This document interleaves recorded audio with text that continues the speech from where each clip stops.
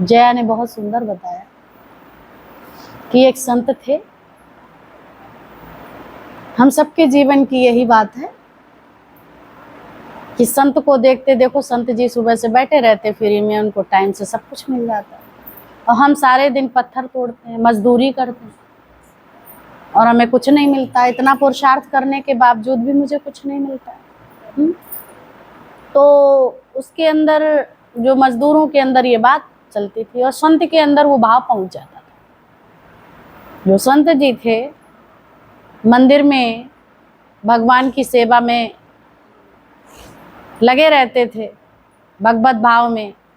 उनके पास कोई काम नहीं था। जहाँ राम तहाँ काम नहीं, जहाँ काम तहाँ राम नहीं।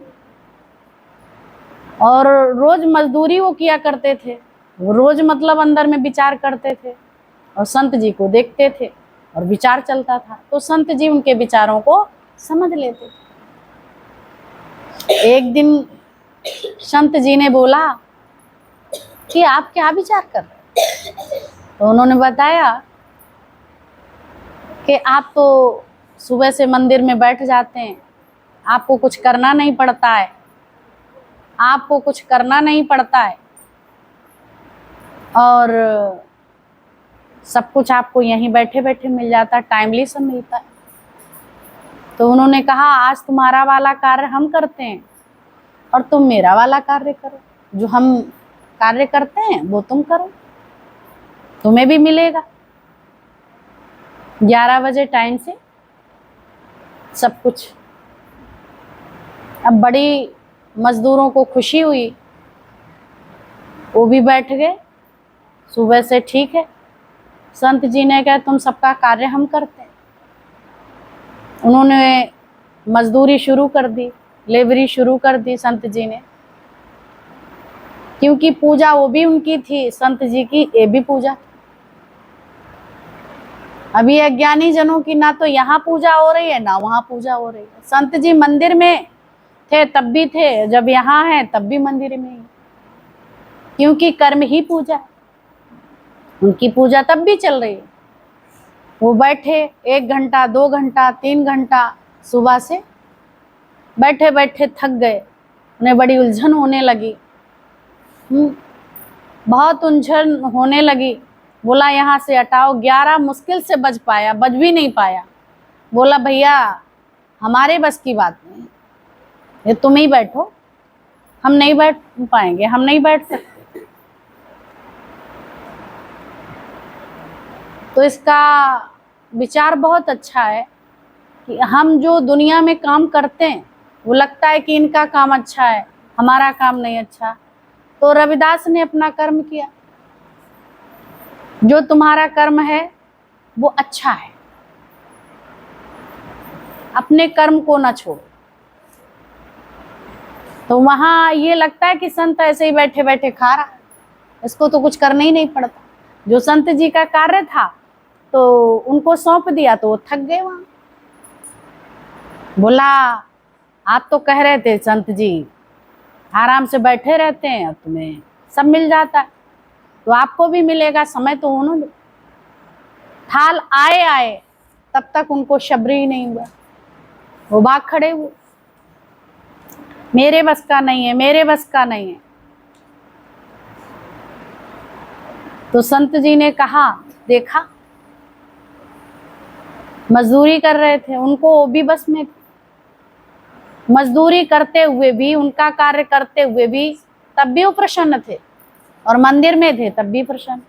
क्योंकि संसार जहाँ जहाँ तक जाति दृष्टि है, वो जहाँ तक फैली सृष्टि है, सर्वमम रूप सर्वमम रूप, संत की दृष्टि में पवित्र जो दर्शन है परमात्मा का वो होता है, सर्वत्र उसका नजारा है और हर जगह परमात्मा है। कोई ऐसा कार्य नहीं है, जैसी जगह नहीं है जहाँ भगवान है नहीं। देवालय में भी देवालय है, जहाँ भी है वो देवालय है। संत जहाँ भी है वहाँ देवालय है। तो कितना अच्छा सा उन्होंने बताया। बोला नहीं नहीं संत जी अपना मंदिर संभालो, मेरे बस का नहीं। युक्ति भी हम सबको देता है, कर्म करते रहो, नाम जपते रहो। भाई तुम्हारे बस का मंदिर में नहीं है तो यहाँ भी गुरु ने तुम्हें कहीं बिठाया कि जाओ मंदिर में चले जाओ, चलो शंख घड़ियाल बजाओ, बोला कुछ? और लेकिन मंदिर में ही बैठे हो, कर्म ही पूजा है, ना कर्म से भगाया ना भोगा, ना कर्म से भागो और ना भोगो। अज्ञानता बस मजदूर या तो भाग रहे हैं या फिर भोग रहे हैं, वहां से अपने कर्म से भाग रहे हैं, मंदिर में जा रहे हैं। मंदिर में भी अशांति है, जो कर्म का मर्म नहीं जानता वो भागते ही रहता है, तो फिर वहां से उनको भागना, भागो न भोगो। अज्ञानी भागता है और भोगता है, दोनों ही में दुख है। अज्ञानता बस भागना और भोगना है, और ज्ञानी स्थायी है, वो ना भागता है ना भोगता है, जहां भी रहता है आनंद पूर्वक रहता है। तो तुम्हारा भी जीवन है, जहां भी बैठे हो आनंद से जीवन व्यतीत कर रहे हो। ये ज्ञान के सहित जीवन जीना आ गया, जीने की कला आ गई, आर्ट ऑफ लिविंग। ये तो गुरु जी ने सिखाया, हम लोगों को तो नहीं आता था। आज हमारे पास भी शब्द गुरु के ही हैं, हम इन शब्दों को बना नहीं सकते, गीता को बना नहीं सकते, गीता कृष्ण की ही रची है। आज भी हमको अपना जीवन जीने का तरीका, शलीका, बैठना उठना, चलना फिरना, बात करना, बड़ों को सम्मान, छोटों को प्यार, ये रोज ज्ञान से ही सीख पाते हैं। किसी के लिए अंदर में बैर विरोध नहीं, किसी के लिए वैमनस्यता नहीं, सब ही परमात्मा के बंदे। मानव सेवा ही माधव सेवा है, और जब इस सेवा में रत हो गए फिर कुछ दूसरा अच्छा नहीं लगता है ही भगवान, दूजा भाव खत्म हो जाता है, दूसरा बने ही नहीं है, मैं ही तो हूं। सेवा सुमिरन सत्संग झोली में मेरे भर दो, गुरुदेव मेरे दाता मुझको ऐसा भर। सेवा और सुमिरन झोली में मेरे भर दो, गुरुदेव मेरे दाता मुझको ऐसा भर दो। ये रोज रोज हमें वरदान देता है। ये सब चीजें तुम्हारे पास हैं और इन्हें ईमानदारी से पालन करते जाओ। अपने अंदर ईमानदारी, ईमानदारी दूसरे को सिखानी नहीं है। गुरु ने ईमानदारी से गुरु की सेवा में अपना समर्पण किया और संबुद्धि योग अपने आप हो गया समर्पण भाव से। तो ज्ञान ध्यान कहाँ है? ज्ञान और ध्यान सिर्फ तत्वज्ञानी के पास। उसे पता है ज्ञान मैं कौन हूं। ज्ञान क्या है? मैं कौन हूं। अपने को तो भूल चुके हैं, तभी तो दुखी सुखी हो रहे हैं, तभी तो अंदर में करार नहीं आ रहा है। दूसरों को जानने की कोशिश है, यही दुख का कारण। हम सबको जानने की कोशिश करते हैं, इसी में दुख है। खुद को जानो तो दुख ना हो, ये बात यहां बताता है। जितना जितना लोगों को जानना चाहोगे उतना ही तुम्हें कष्ट मिलेगा, और जितना जितना अपने को जानना चाहोगे इतना आनंद मिलेगा। बात ये है। आप कभी देखना घर के अपने संबंधियों को, उनको जानने की कोशिश करोगे, आपका आनंद पिट जाएगा, पिट जाएगा। जो जैसा कार्य कर रहा है उसे करने दो। भगवान ने हम सबको जन्म दे के छुट्टी कर दिया, किसी को नहीं टीका टिप्पणी करता, नहीं टोकता, पर हम उसकी संतान है, वो मेरा पिता है। ऐसे ही तुम्हारे घर में जो बाल बच्चे हैं वो प्रभु की संतान है। तुम भी टीका टिप्पणी नहीं करो। अगर तुम्हारी संतान है तुम मत टीका टिप्पणी करो। जैसे भगवान ने नहीं किया, ऐसे उस संतान को जन्म देने वाले आप हैं, तो आप भी टीका टिप्पणी नहीं करो। लेकिन कहते हो भाई टीका टिप्पणी नहीं करेंगे तो कैसे चलेगा? है ना? तो कैसे चलेगा? उसके लिए सारा समय तुम शोर मचाते रहते, ऐसे करो, ये करो, वो नहीं।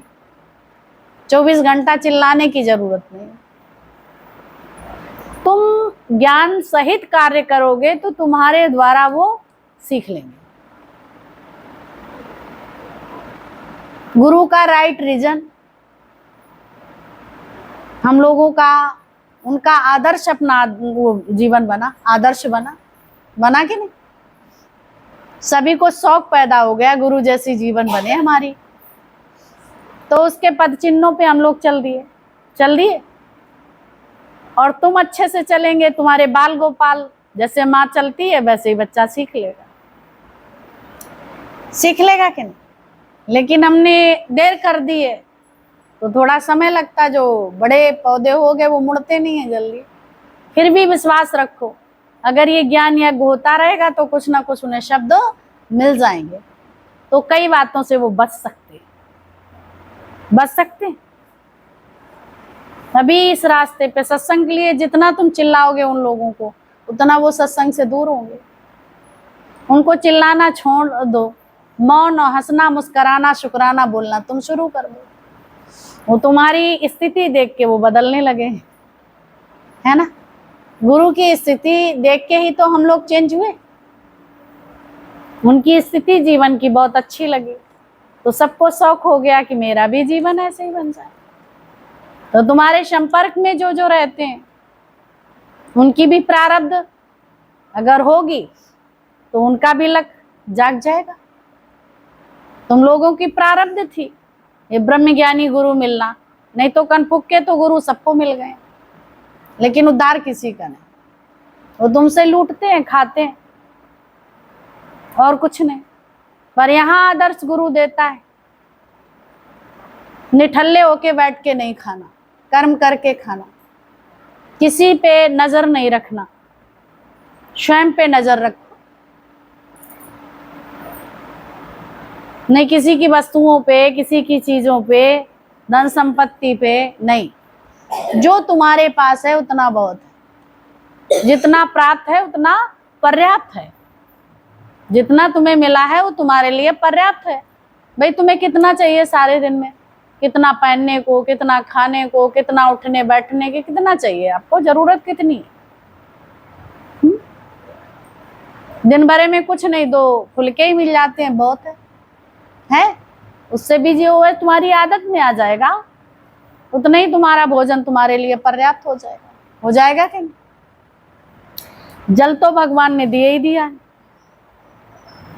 कोई फाउंडेशन नहीं है, पी सकते। पहले तो पोखरे बने होते हैं, तालाब होते थे, बहुत बहुत दूर खेत हुआ करते थे, लोग उन पे जाते थे तो जाके क्या करते थे? तालाबों का पानी इधर उधर काई हटा के और उनको लेते थे और चुल्लू से पी लेते थे। ना उनको कोई बीमारी होती थी ना कुछ।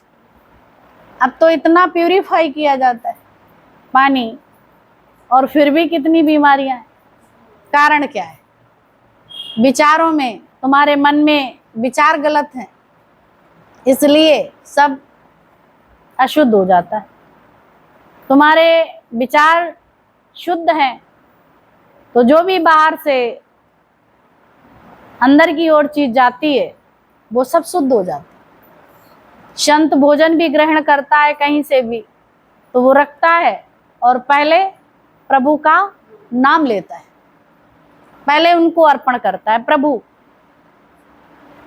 आप आओ, फिर मैं इसको, तो वो क्या हो जाता है? प्रसादी। जब प्रसादी हो जाती है तो वही प्रसाद तुम्हारे रोगों को दूर भगा देता है, तुम निरोगी हो जाते हैं।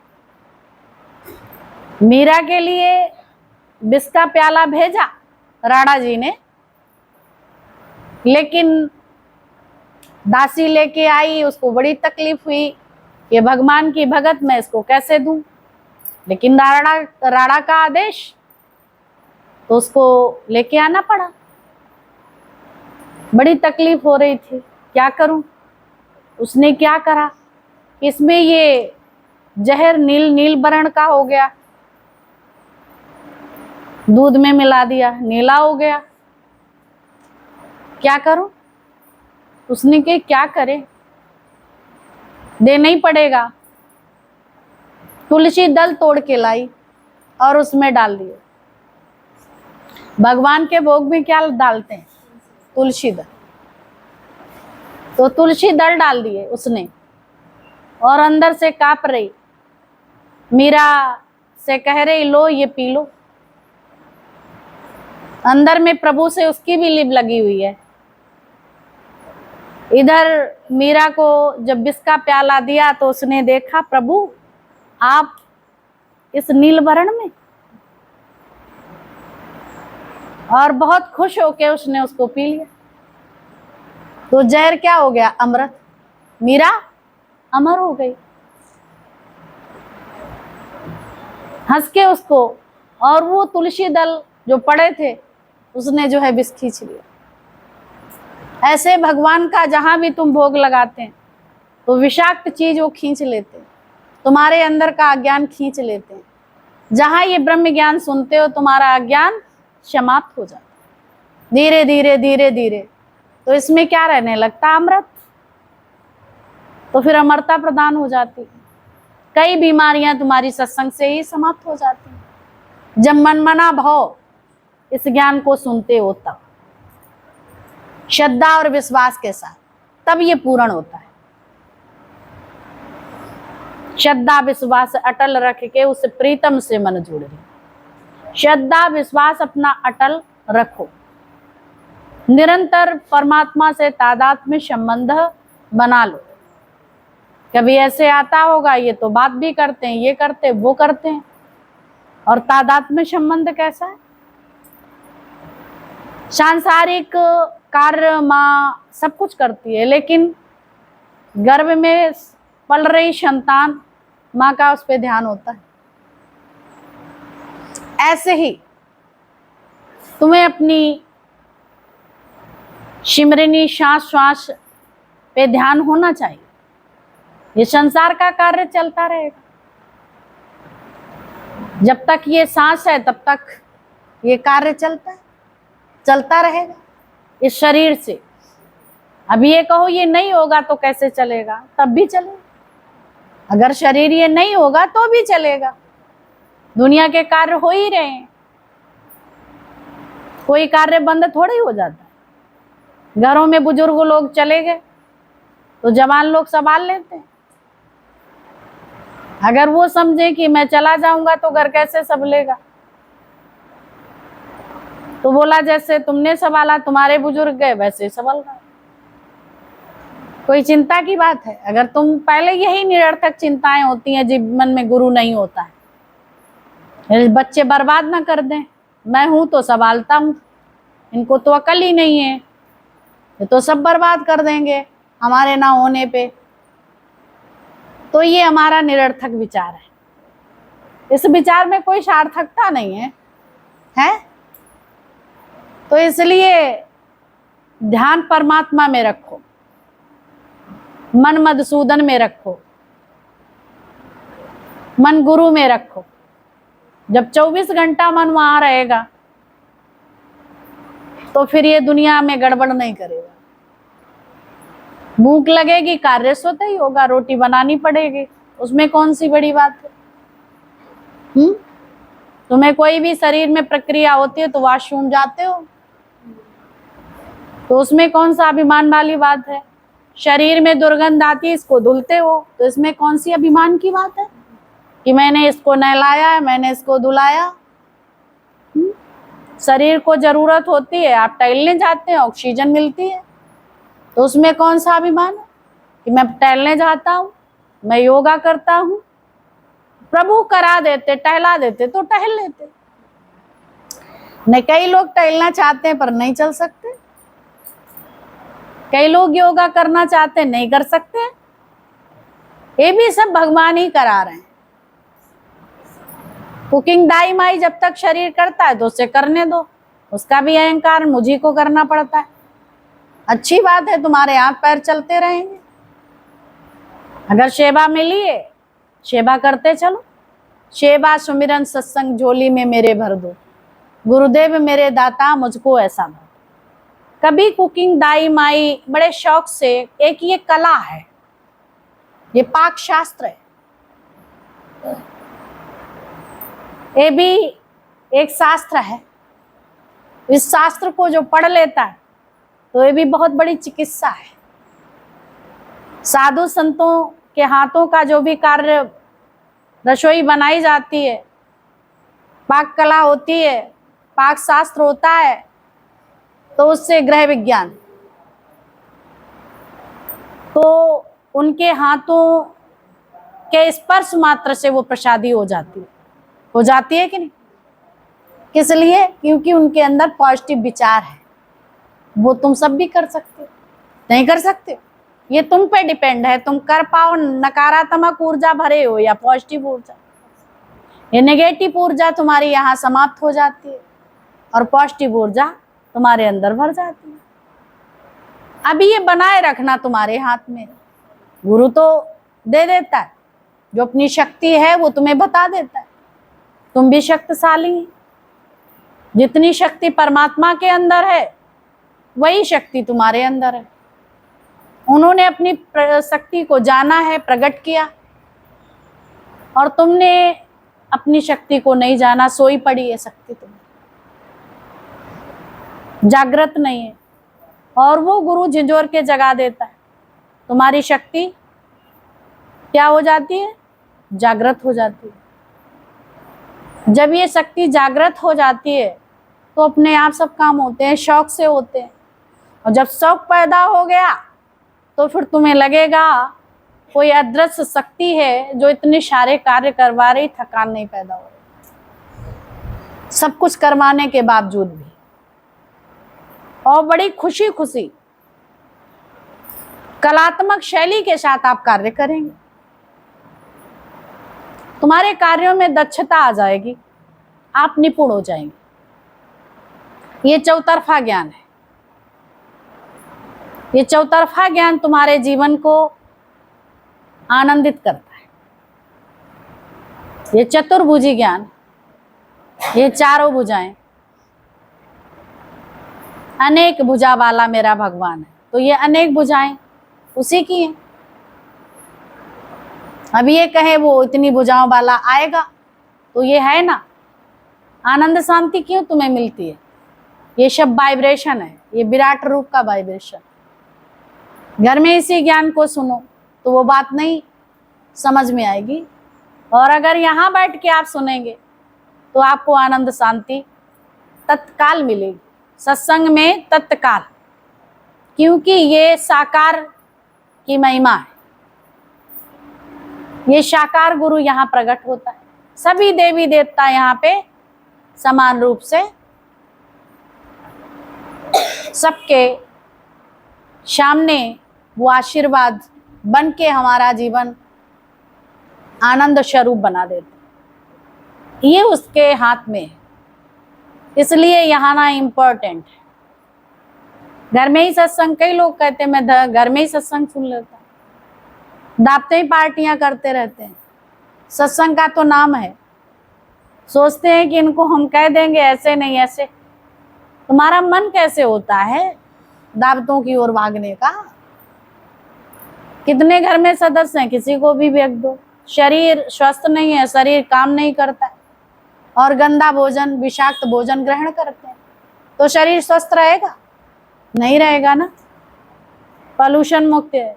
जो भी भोजन बनाते हैं उनका अपना बिजनेस है, और जब भंडारे में जाते हो भले ही सारी सब्जियां गड्ढ कर दी जाती हैं, पर वो भाव भक्ति से बनती हैं। आपको बहुत टेस्टी उंगलियां चाट चाट के खाते हो कि नहीं? और बड़ी बड़ी पार्टियों में कितना खर्चा होता है लाखों का खर्च होता है, कितनी डिशेज बनती हैं, फिर भी वो उतना टेस्ट नहीं आता है।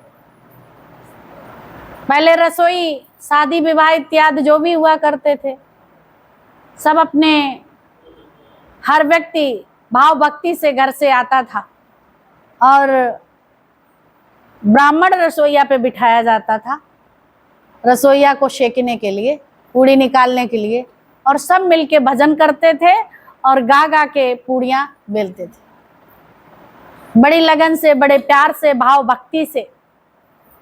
फिर वो प्रसादी, चाहे वो मोटी होती चाहे पतली होती पूड़िया, पर वो बहुत अच्छी लगती थी। और शादी खेतों की सब्जियां ताजी, कोई दवाई नहीं, और कितनी टेस्टी। वो टेस्ट कहाँ चला गया? कहाँ चला गया? वो टेस्ट है ही नहीं। जैसा पॉल्यूशन युक्त विचार, वैसी पॉल्यूशन युक्त सब्जियां। बोला उसको तो तुम नहीं सही कर सकते, लेकिन तुम अपने विचार सही करके उनको शुद्ध कर सकते। जो भी है रसोई, कई लोग हैं बाजार का नहीं लेते, जो भी आ जाता, जो नहीं बना पाते वो मिलता है, बाजार से ही लेके आते हैं।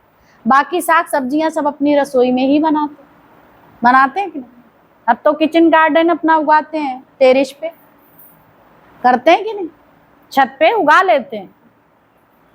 एक परिवार के लिए बहुत सारी सब्जियां कोई ना कोई लगी रहती, तो अल्टरनेट बनती रहती। बहुत सारी युक्तियां लगा दी, क्योंकि बाजारों से वहां से खरीद के लाते तो खाद, कभी इंजेक्शन, कभी कुछ, तो बीमारियां बढ़ती जा रही। अभी आप लौकी का जूस पीना चाहो तो भी आप कहो कि हम निरोगी हो जाएंगे, तो रोगी जरूर हो सकते, निरोगी नहीं हो सकते, क्योंकि इंजेक्शन देते हैं। छोटा सा इतना बड़ा है, उसमें इंजेक्शन दे दिया, सुबह तक वो इतनी लंबी हो गई। तो पहले इतनी जल्दी लौकी अंदर से गलती नहीं थी, सड़ती नहीं थी, लेकिन अब तुम लौकी आते हैं तो लौकी 4-4 दिन, सप्ताह भर रखी रहती, अंदर से सड़ती नहीं थी। लेकिन अब अब जो लौकी है वो सड़ जाती है। अभी तुम लाओ, सुबह तक नहीं बनाओ, बीच में देखो तो सड़ जाती है कि नहीं? इतनी जल्दी। आज बाजार से लाए और दूसरे दिन उसको काटा तो सड़ गए। लाओ तुरंत बनाओ। तो बोला चलो उसको तो नहीं ठीक कर सकते, लेकिन आप एंजॉय कर सकते हैं। किसके साथ? गुरु के साथ। विचारों का पॉल्यूशन हटा के। बाहर का पॉल्यूशन आप नहीं हटा सकते, क्योंकि इतने कीटाणु हो गए, इतने कीड़े हो गए, मकोड़े इतने जहरीले, उनको जब तक जो है दवाइयां नहीं डालो तब तक वो फसल को होने ही नहीं देते हैं कि नहीं? कीड़े, और फसल चक्र भी समाप्त हो गया। पहले फसल चक्र जब अपनाई जाती थी, अभी तो 2-2 फसलें होने लगी, मूंगफली की 2 फसल, मक्के की 2 फसल, कई चीजें 2-2 फसल हो रही हैं, है ना?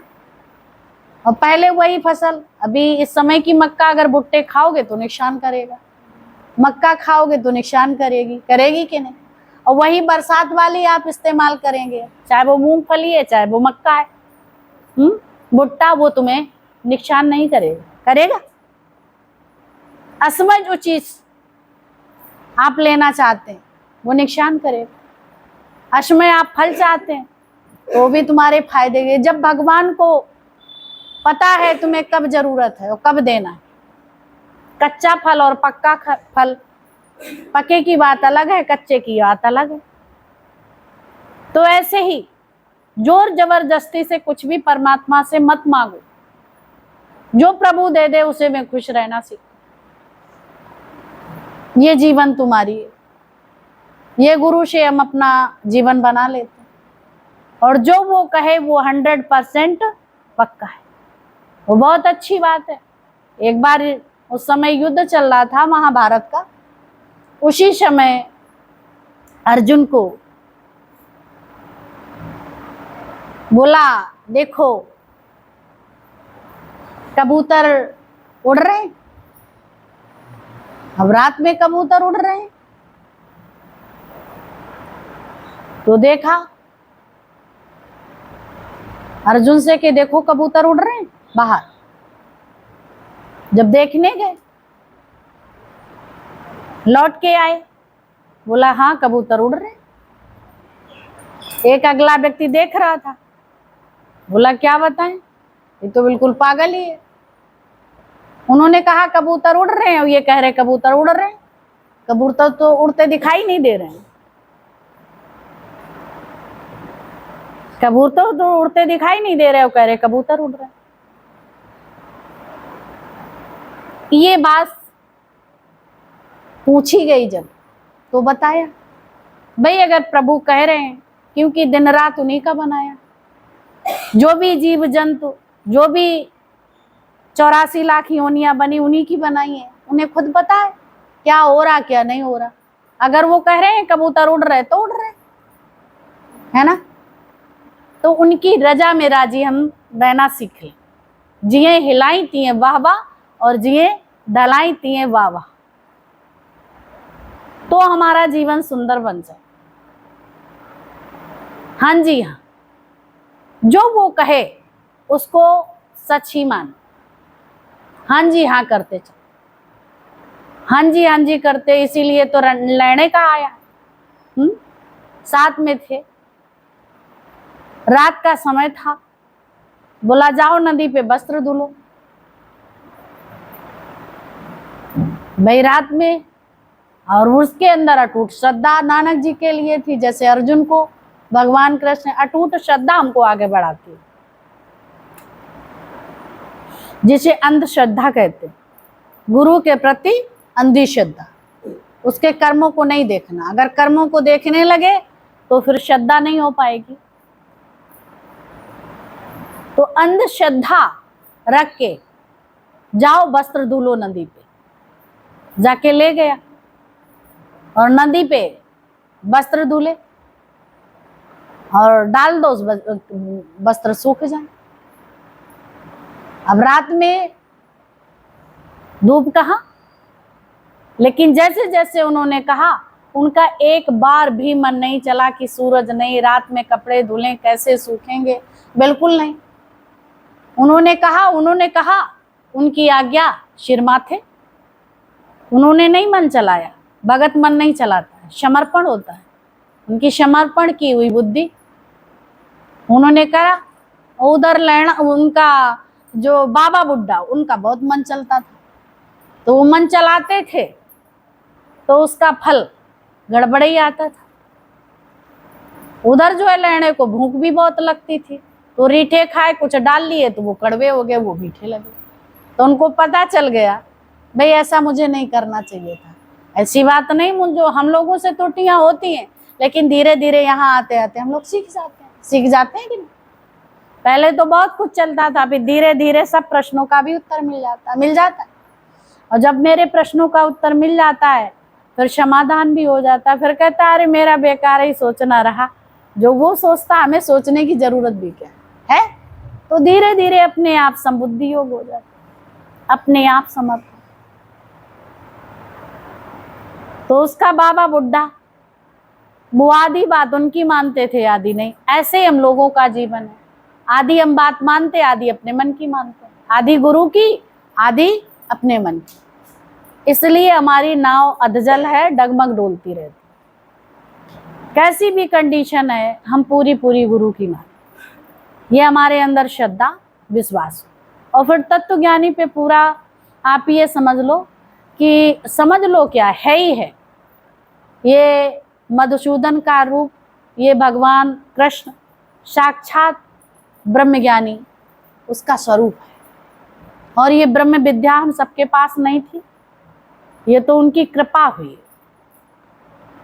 अहो भाग्य हम सबके हैं जो आज हम ब्रह्म ज्ञान सुन रहे हैं और हम सबको मिल रहा है। हम सब चुने गए, बहुत सदियों से हम लोगों का बहुत बड़ा भाग्य उदय हुआ। नहीं तो सब बेचारे सत्संग तो जाते हैं, वहां सत्संग का नाम भी नहीं है, सत्संग की बात ही नहीं है, झूठी चीजों में अटकाया जाता है। लोग वहाँ खुश हैं।